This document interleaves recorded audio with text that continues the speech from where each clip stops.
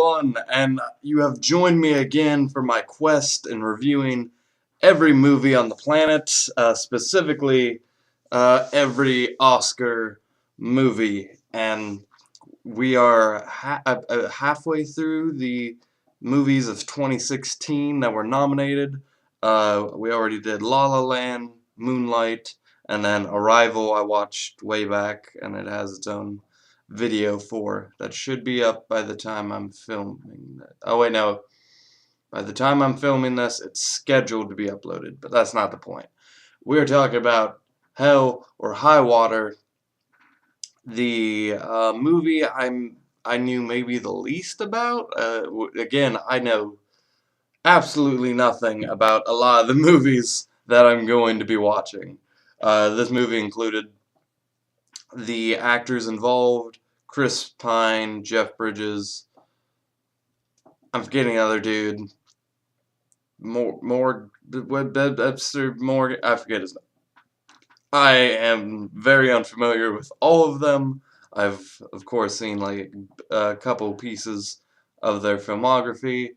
Uh, I'm not like familiar with them. And this movie, it's I want to say it's a western, but it's not really. It's a western if a western took place nowadays. That's the thing with westerns, is they kind of have to take place, back when the West was a thing. And they try to make a western nowadays just by having it take place in bumfuck nowhere, where everyone's super country and everyone has fucking cowboy hats and they speak in really heavy accents, and oh my god. Let's talk about that first. There's a level, maybe just because I currently am within the South and I see a bunch of Southern people all around me, and there's like a level of, yeah, there are people that are like this, but to say that like everyone in a town would be like this, like with a cowboy hat, it's like a little um I have to lower my sense of disbelief. Like you could go to some I know I remember one movie they were filming and it took place in Tennessee, and they had a bunch of dudes wearing cowboy hats, and the guy who was from Tennessee was like, please cut this shit down, not everyone is like this. So as I want to say, my point was, I just don't make it as bumfuck nowhere as it was. The movie itself is about two brothers. These brothers are bank robbers essentially, and they're going from small heist to small heist. They are being very careful, and they know what they're doing. They are like going to the very smallest banks at the like crack of dawn when no one's gonna be in the bank, and they are essentially just getting like the quickest like heists that you could do. And again, they're in bumfuck nowhere, and so it's not that hard to, or it's hard to trace, and they're raising money for something you learn down the line. I will talk about that when I get into spoilers. For non-spoilers, just know, also during this, we have the ranger cop guy. He is great. Him and his partner. He's an old guy. He's dealing with retirement, and him and his partner are tracking down these bank robbers. These two brothers, and they are slowly covering or following their tracks. And the two brothers, Chris Pine, he's kind of like the straight man. He, is he's got a family back home. He wants to look after them, but he's still a bad guy at the end of the day. And then he has his brother. His brother is fucking crazy. Like, he's done a decade in jail, doesn't give a fuck about anything, constantly, going after his brother, getting on him about shit. The movie itself is filmed great. There are these pretty long, solid shots, like the opening. It's one shot. I don't want to give a pat on the back for every fucking movie that does that. It seems since Birdman, we're all just really paying attention to the amount of shots, especially because a lot of us are also YouTubers and we can appreciate the one shots. But at the same time, it's just like, can we like ease up on that? Like, I was just talking about that in La La Land. But yeah, one shot.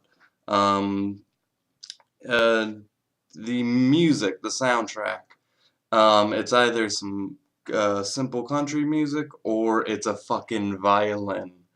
I thought for a while, I was like, is the entire soundtrack just a violin? Not violins, just one violin. Like when it's like getting rowdy, it'll be like, and then like when it'll be sad, like if a character dies or something, it'll be like, sad violin. Not that that's a bad thing, um, but I just thought it was funny. Um, I guess I'll go in spoilers now, so click off if you don't want to hear spoilers. Just know I'd give the movie a 7 out of 10. It's a good movie. Spoilers. Okay, let's talk about the character death. I'm forgetting his name, Jeff Bridges. Um, Friend and his, I want to say apprentice, but his partner. That really got me because it was so obvious. Like, oh, Jeff Bridges coming to the end of his run, and he's gonna pass the torch to this guy, who's like, kind of the polar opposite of him, but he's like shaping him in a way. I thought that was so obvious. Then the other guy died. I was like, holy shit. And I thought that worked way better, in all honesty. Jeff Bridges, his brother ultimately was like the ultimate downfall for these two.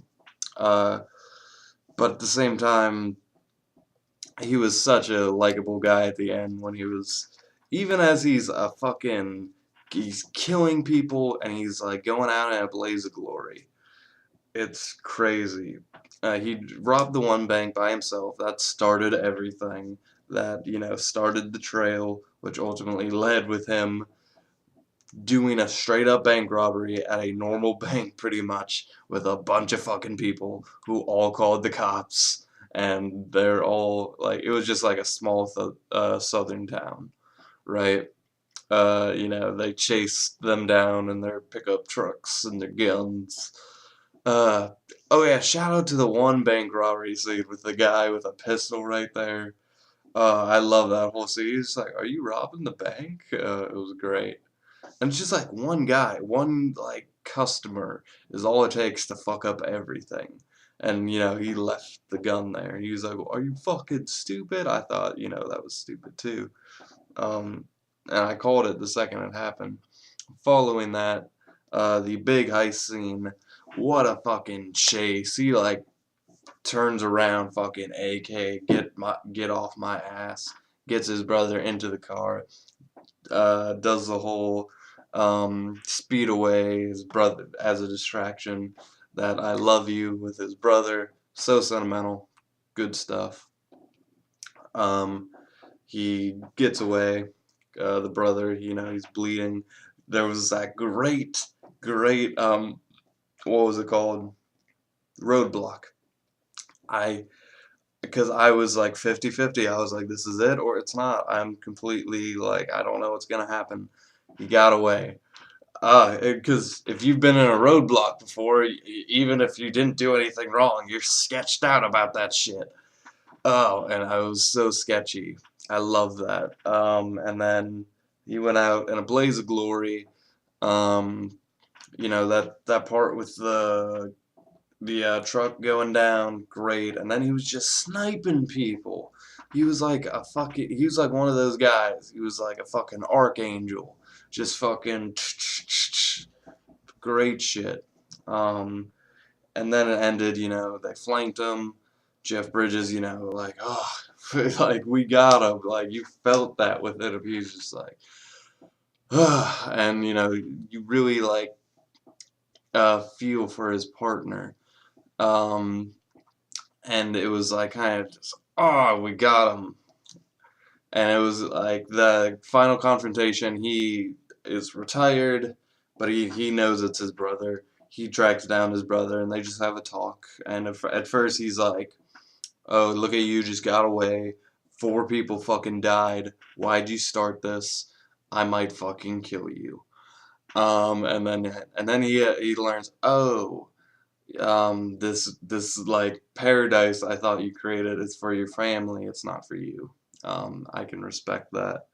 But he's still just like, 4 people died. I'm gonna fucking haunt you. This is gonna haunt you. I might fucking kill you. And he's like, I might fucking kill you. And they just kind of go their separate ways. And that's where the movie ends. I know for those keeping track of my ratings, it's Arrival with like a high 8, Moonlight with a solid 8, um, La La Land was a fairly high 7, and then this is maybe a little bit higher. Uh, this is going to be a strong 7 out of 10, and some people might be like, oh, but it's fucking blah, blah, blah. Again, it it falls under some of the Oscar baity bullshit that I maybe it's because I know the Southern dialect like that, and when I just hear like people who obviously don't speak it sometimes, and they are just like really laying it on thick as fuck. It's just like, and when like a bunch of actors are doing it, it's just sometimes like it feels just so. And I know they're doing it because they're really trying to create this setting, and it's like a very specific thing they're going for, and that's all great and dandy. They do a wonderful job. Not hating, but it's just like there's a disconnect there, and